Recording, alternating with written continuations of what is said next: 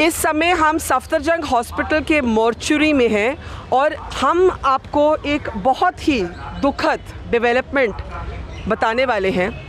हमने एक लड़की की कहानी आपको बताई, 20 साल की थी, दलित लड़की थी। हम हाथरस गैंगरेप की बात कर रहे हैं और उस लड़की ने बहुत कोशिश की to live. She really fought very hard despite a gruesome incident that was inflicted on her. A gang rape. She was strangulated with her own dupatta.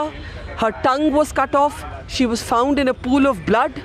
I share these horrific details with all of you because I do not believe what has happened should be glossed over. But as she fought for her life, first at a hospital in Aligarh and then here in the national capital, that fight failed. She was the forgotten Nirbhaya. There were no mass protests for her. There were no primetime debates for her. And today, she died after a valiant fight to live. Sandeep, सबसे पहले तो हम सबकी तरफ से दिल बिल्कुल तोड़ने वाली ये खबर है। मैं तो सोच भी नहीं सकती कि आपके दिल में अभी क्या गुजर रही होगी। आप छोटे भाई थे उनके? जी। और उनकी उम्र 20 साल और आपकी 19? हाँ। और जिन्होंने उनको ये किया उनका नाम भी संदीप था और ये तो कोइंसिडेंस की बात है कि आपका नाम भी संदीप है। आप थोड़ा बताएंगे, उन्होंने बहुत कोशिश की जीने की, बहुत कोशिश की लड़ने की। जी मैम, बताइए उसके बारे में थोड़ा, क्योंकि हम ये भी अपने दर्शकों को बताना चाहते हैं कि उन्होंने पुलिस स्टेटमेंट दी। इस सब होने के बावजूद बहादुरी दिखाई, पुलिस स्टेटमेंट दी और उस पुलिस स्टेटमेंट के बेसिस पे अरेस्ट भी हुए हैं। बताइए सर, अभी आप देश को क्या कहना चाहते हैं? देश को ये कहना चाहेंगे, हमें न्याय और चाहिए और जो भी आरोपी हैं उनको सज़ा चाहिए, फांसी चाहिए उनको। हुआ क्या? क्योंकि ये जिन्होंने आपकी बहन को ये किया वो पहले भी आपके परिवार को कुछ साल पहले तंग कर चुके थे। उन्होंने आपको जात के बेसिस पर भी टारगेट किया क्योंकि आप दलित परिवार हैं। जी। क्या हुआ बताइए। ये मेरी बहन और मम्मी थी और मेरे भाई भी थे, तो ये खेत में चारा लेने के लिए गए थे, तो भैया एक बोझ काट के वो घर पे डालने के लिए चले गए। भैंस को वहाँ पे पानी पिलाने लग गए। मम्मी और मेरी बहन ये वहाँ पे काटती रहीं खेत में घास। जी। तो वहाँ पे ये गांव के 5-6 लड़के थे वैसे, तो ये वहाँ पे रोड पे घूमते रहे। इनका पहले से ही प्लानिंग हो गया था। अच्छा। हाँ, तो मम्मी और वहाँ पे थोड़ी सी दूरी लग रही थी, बहन थोड़ी इधर थी, तो पीछे से आए वो 4-5 लड़के। उन्होंने बहन के ऐसे हाथ मार गर्दन पे, दुपट्टा पहनी हुई थी, तो दुपट्टे से एकदम गला घोट दिया। थोड़ा इस तरफ आ जाए। हाँ, दुपट्टे से गला घोट दिया और बाजरे के अंदर खींच ले गए। और थोड़ी देर में मम्मी को पता चलता है, तो मम्मी वहाँ से वापस ही आती हैं, मम्मी आवाज़ देते हुए। तो भैया आए, फिर वो वहाँ पे हमारे नज़दीकी थाना पड़ता है चंदपा, वहाँ लेके गए। वहाँ वो तो होपलेस हो गए, तो वहाँ पे रिपोर्ट दर्ज कराई। वहाँ से फिर हॉस्पिटल लेके गए, हाथरस बागला हॉस्पिटल। वहाँ 1-2 घंटे रखा, उन्होंने बोल दिया अलीगढ़ मेडिकल कॉलेज के लिए रेफ़र कर दिया उन्होंने। वहाँ बहन मेरी 14 तारीख को ये घटना है, 14 को ही ये वहाँ पे रेफ़र कर दिया अलीगढ़ मेडिकल कॉलेज के लिए। वहाँ पे बहन अभी कल तक मतलब ठीक रही, मतलब होश था उसको। हम देखने भी जाते थे, उसको होश था। हमें बोलती थी कि ये वेंटिलेटर पे थी वो, और 22 तारीख से वेंटिलेटर पे आई वैसे। और बहुत लड़ाई की उन्होंने जीने के लिए, और पुलिस को बयान भी दिया। पुलिस को बयान भी दिया उन्होंने, और 22 तारीख से वेंटिलेटर पे आई वो। और आपको क्या कह रही थी परिवार को? बस ये कह रही थी कि मुझे ठीक कर लो, मुझे घर ले चलो, मुझे घर ले चलो। हमने बोला कि ठीक हो जाएगी, जब ही ले जाएंगे तुझे घर। कह रही मुझे मरवाओगे, यहाँ ट्रीटमेंट सही नहीं दे रहे हैं हॉस्पिटल में। ये अलीगढ़ की बात कर रहे हैं? हाँ। मुझे मरवाओगे, ऑक्सीजन की ज़रूरत थी क्योंकि वो गले में प्रॉब्लम थी उनकी हड्डी, और मैं सांस नहीं ले पा रही अच्छी तरीके से, ना ही हाथ पैर बिल्कुल भी काम नहीं कर रहे, और उनकी जीभ भी कटी हुई थी, अच्छे से बात नहीं कर पा रही थी, और पैरालिसिस भी हो चुका था। बिल्कुल। और यहाँ गर्दन की 3 नसें वो मतलब हड्डी टूटी हुई थी। अच्छा। और ये रीढ़ वाली हड्डी भी टूटी हुई थी।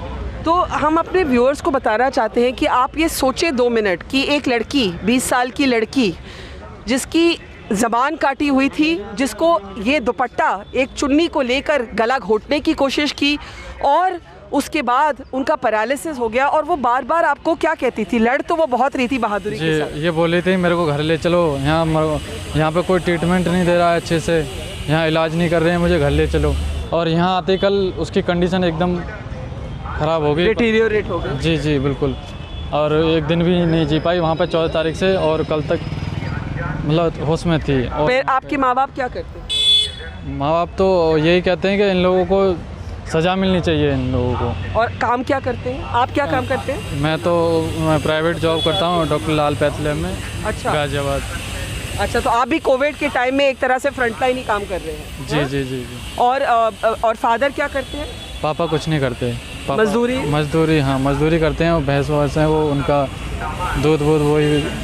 तो मतलब गरीबी की भी प्रॉब्लम रही है? हाँ बिल्कुल। तो आपकी बहन का सपना क्या था?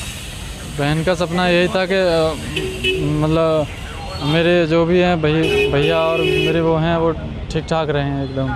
नहीं, वो बड़े मतलब क्या आगे जाके क्या करना चाहती थी? बहन तो आगे जाके वो पढ़े लिखे तो खैर नहीं थे वो। हाँ। अब वो सोचती थी कि मेरे भैया मेरे सभी अच्छी तरह से रहें। और वो आप भी छोटे ही हैं, 19 साल के हैं, आपका तो बिल्कुल दिल टूटा होगा। अभी आप अपनी एक इमोशन जो है शौक में होंगे, लेकिन गुस्सा भी बहुत होगा। जी गुस्सा तो है। देशवासियों को क्या कहना चाहेंगे? क्योंकि मैंने एक तरह से कहा ये भी एक निर्भया थी, लेकिन इनको किसी ने याद नहीं किया। और यहाँ आप देख सकते हैं कि पुलिस वाले थोड़े रास्ते में आ गए हैं। एक मिनट सर, एक मिनट सर, बस एक मिनट बात करने दीजिए, वो आराम से बात कर रहे हैं। देखिए, अभी नेता लोग अभी तो आ जाते हैं, लेकिन जब वक्त होता है तो कोई याद नहीं रखता है। अभी सब भीड़ जमा हुई है, लेकिन एक मिनट आप रुक जाइए, मैं भाई से बात कर रही हूँ। मैं आपसे पूछना चाहती हूँ, आपको लगता है कि जो जैसे निर्भया के टाइम जो सपोर्ट मिला था वो आप लोगों को मिला, कि देशवासियों की तरफ से, मीडिया की तरफ से जो अटेंशन मिलनी चाहिए थी वो मिली है? नहीं, अब मिल रही है। जब से नहीं कोई मीडिया वाला भी आ रहा था वहाँ पे। तो मतलब मौत के बाद, एक ट्रेजेडी के बाद वो अटेंशन मिली? जी जी। आपको लगता है इस केस में न्याय मिलेगा? क्योंकि अरेस्ट तो हुए हैं। हाँ अरेस्ट तो हो गए हैं। हम लोग तो ये कहेंगे उन लोगों को फांसी दी जाए।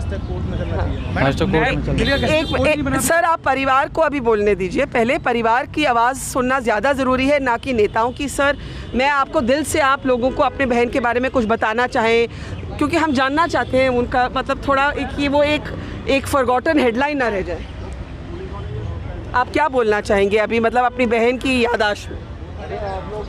बहन जी बोलना कुछ नहीं चाहेगा। जिस सुनो भाई, पहले हम ये चाहते हैं कि वाल्मीकि समाज ये चाहता है, पूरा ऑल इंडिया का वाल्मीकि भाई दो मिनट चुप हो जाओ, ऑल इंडिया वाल्मीकि समाज ये चाहता है जिस प्रकार से नहीं फास्ट ट्रैक कोर्ट चलाया जाए, उसको फांसी दी जाए। और जैसे दुबे को और एक बहन के जिसने बलात्कार किया था यूपी सरकार ने, जैसे इनकाउंटर करके मारा गया, इन पांचों ठाकुरों को भी इनकाउंटर करके मारा जाए। देखिए, ऐसा है कि जब ट्रेजेडी होती है और जब लोगों को याद रखना चाहिए एक लड़की को और उसकी लड़ाई को, तो कोई नहीं याद रखता। लेकिन जब एक मामला पॉलिटिकल हो जाता है तो सब नेता पहुंच जाते हैं। कहाँ थे ये नेता? पिछले 2-3 हफ्तों से ये इंसिडेंट जो था, ये गैंग रेप और ये मर्डर, जो अब मर्डर निकला है, वो 14 सितंबर की बात है। आज हम महीने के आखिर में हैं। And this young woman who fought for her life was the forgotten Nirbhaya. And all of us must reflect, the media, the people of this country and the politicians, how we let her story be so ignored and so overlooked.